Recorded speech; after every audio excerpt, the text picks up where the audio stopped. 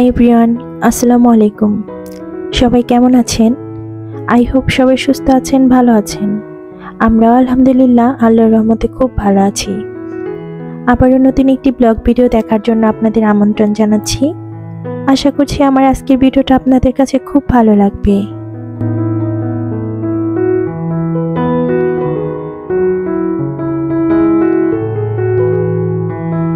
এই মুহূর্তে যে যেখান থেকে আমার ভিডিওটা দেখছেন, আশা করব একটা লাইক দিয়ে আমার ফুল ভিডিওটা কন্টিনিউ করবেন। আপনার ছোট্ট একটা লাইক আমার ভিডিওটা অনেক মানুষের মাঝে পৌঁছে দিতে সাহায্য করবে, তাই আশা করব একটা লাইক দিয়ে আমার ফুল ভিডিওটা কন্টিনিউ করবেন।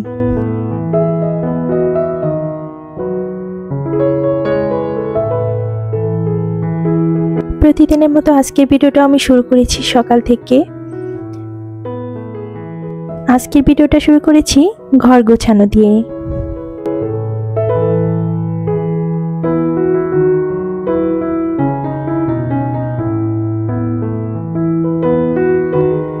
তো সকালে নাস্তাটা করা হয়ে গিয়েছে, আর নাস্তার পরে আমি ঘরগুলো গুছিয়ে নিচ্ছিলাম।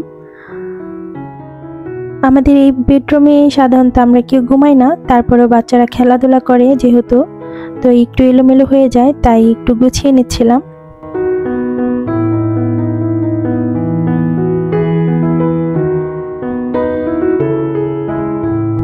ঘরটা যেহেতু আমার আর সংসারটা যেহেতু আমার, তো তাকে গোছানোর দায়িত্বটা কিন্তু আমারই। আর সংসারটাকে কিভাবে সাজিয়ে গুছিয়ে রাখা যায় সেটা কিন্তু আমারই দায়িত্ব। আমার মনে হয় আমরা যে গৃহিণীরা আছি তারা সবাই আসলে নিজেদের সংসারটাকে কিভাবে পরিপাটি করে গুছিয়ে রাখতে পারবে বা কোনটা করলে ভালো হবে সংসারের জন্য, সেটা নিয়েই ব্যস্ত থাকে। তো আমিও কিন্তু তার ব্যতিক্রম নই।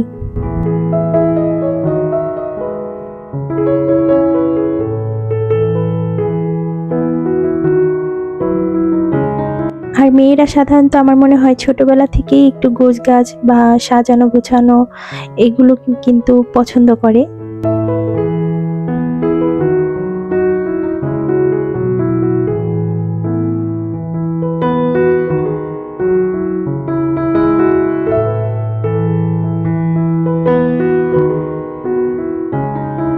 তো এখানে আমি অনেক দিন যাবত, প্রায় 8-10 দিন যাবতই এই লাকি ব্যাম্বোর যে গাছগুলো, এগুলোর পানি চেঞ্জ করা হয়নি।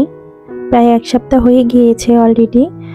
তো আজ আমি পাথরগুলোকে একটু ক্লিন করে নেব আর গাছগুলোকে একটু শাওয়ার করিয়ে দেব, আর তারপরে আবার পানি চেঞ্জ করে সুন্দর করে সাজিয়ে রাখবো।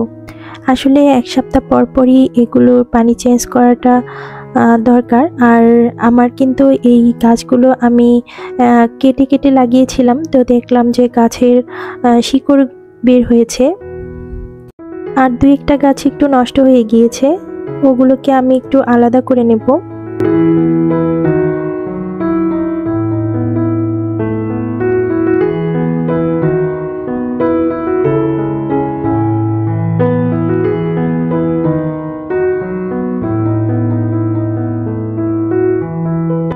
আসলে আমি এখানে 3টা গ্লাসে যেহেতু রেখেছিলাম গাছগুলো, তো এখান থেকে একটা গ্লাস আমি অন্য কিছু ডেকোরেশন করব, আর 2টা গ্লাসে এই লাকি ব্যাম্বো গাছগুলো রাখবো। তো সেজন্য একটা জার আমি খালি করে নিচ্ছি।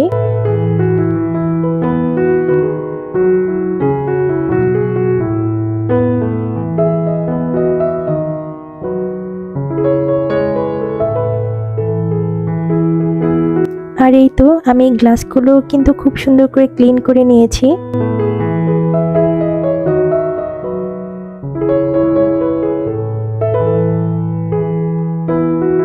এখন এর ভেতর থেকে যে সুন্দর গাছগুলো আছে সেই গাছগুলো আমি আলাদা করব, 2টা গ্লাসে আর কি রেখে দেব। আর যে গাছগুলো একটু নষ্ট হয়ে গিয়েছে ওগুলো আমি আলাদা একটা জারের ভেতরে রাখবো, আর একটা গ্লাস খালিই রাখবো, ওটাকে আমি পরে ডেকোরেট করব আর কি অন্য কিছু।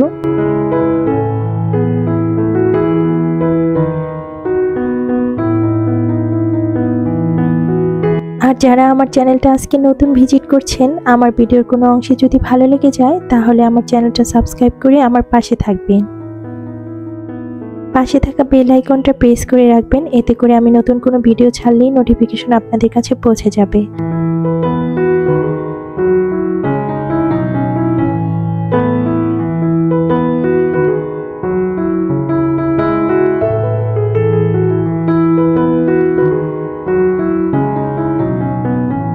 এই তো আমার সবগুলো কাজ কিন্তু রেডি হয়ে গিয়েছে। এখন আমি সুন্দর মতো জায়গায় রেখে দিচ্ছি।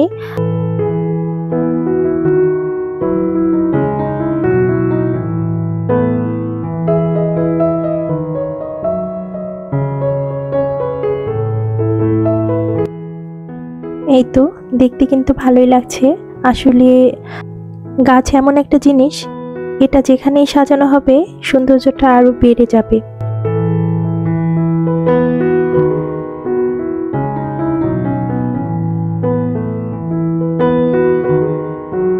আর এই যে আমি এখন চলে এসেছি দুপুরের রান্নায়। তো দুপুরের জন্য আজকে রান্না করব পোলাও। তো পোলাওটা আমি অলরেডি বসিয়ে দিয়েছি।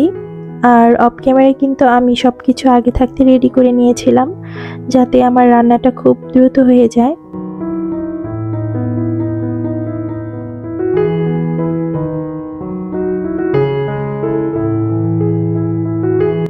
আর এই যে আমি কিন্তু পোলাওতে সবসময়ই পানিটা মেপে দেই। আমি আইডিয়া করে কখনো পানি দিতে পারি না। অনেকেই আছে পোলাওতে আইডিয়া করেই পানি দিতে পারে।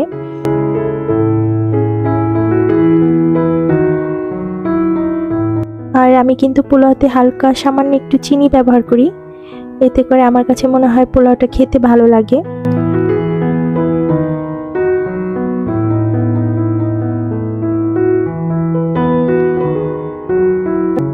আর পোলাওর সাথে খাওয়ার জন্য আমি এখানে ডিম রান্না করব। আর ডিমটা আমি একটু অন্যভাবে রান্না করব, দেখি এভাবে খেতে কেমন লাগে।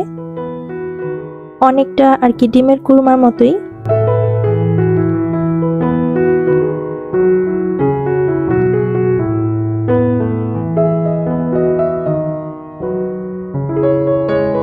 আর এখানে আমি পোলাওতে 4-5টা কাঁচামরিচ দিয়ে দিয়েছি।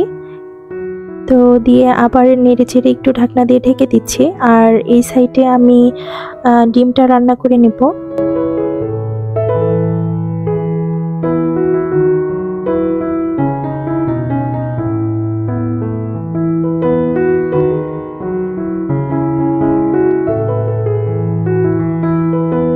আর এই যে লাস্ট পর্যায়ে একটু ঘি দিয়ে দিচ্ছি।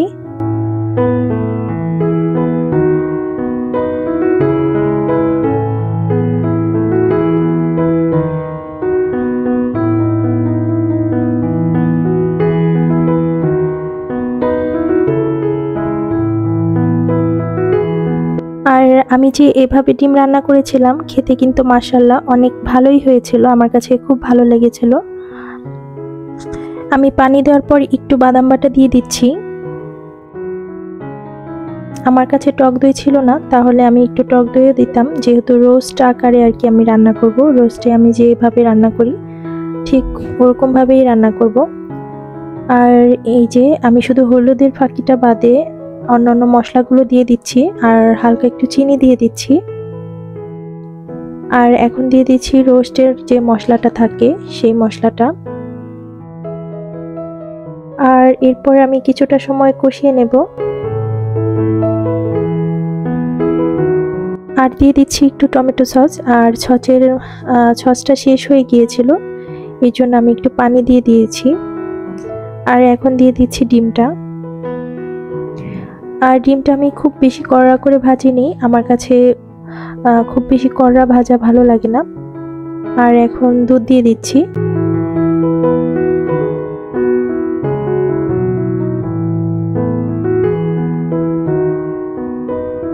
আর শেষ পর্যায়ে আমি একটু ঘি দিয়ে দিচ্ছি নামানোর আগে, আর একটু লাস্টের দিকে একটু বিস্কিটের গুঁড়া দিয়ে দেব। যারা এভাবে বিস্কিটের গুঁড়া দিয়ে রোস্ট অথবা ডিম এভাবে খাননি, তারা একবার ট্রাই করে দেখতে পারেন, খেতে কিন্তু ভালোই লাগে। আর ঝোলটাও অনেক গ্রেভি হয়, খেতে ভালোই লাগে। আর একদম লাস্ট পর্যায়ে আমি একটু কাঁচামরিচ দিয়ে দিচ্ছি, এতে করে স্মেলটা ভালো লাগবে।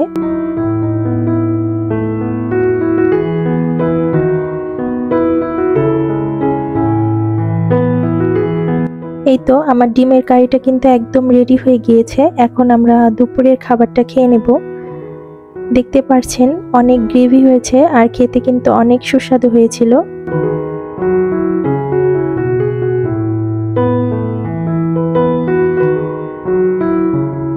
তো এই তো আলহামদুলিল্লাহ, এটাই ছিল আজকে আমাদের দুপুরের খাবার। আমি সবসময় চেষ্টা করি একটু শর্টকাটে রান্না করার, যেহেতু আমি একা মানুষ, এজন্য একটু শর্টকাটে রান্না করারই চেষ্টা করি।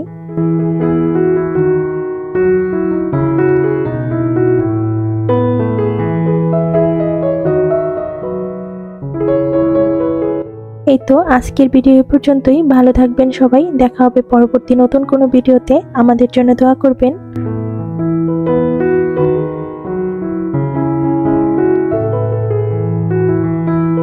আর আপনাদের কাছে যদি এই ধরনের লাইফস্টাইল ভিডিও ভালো লেগে থাকে, তাহলে আমার চ্যানেলটা সাবস্ক্রাইব করে আমার পাশে থাকতে পারেন।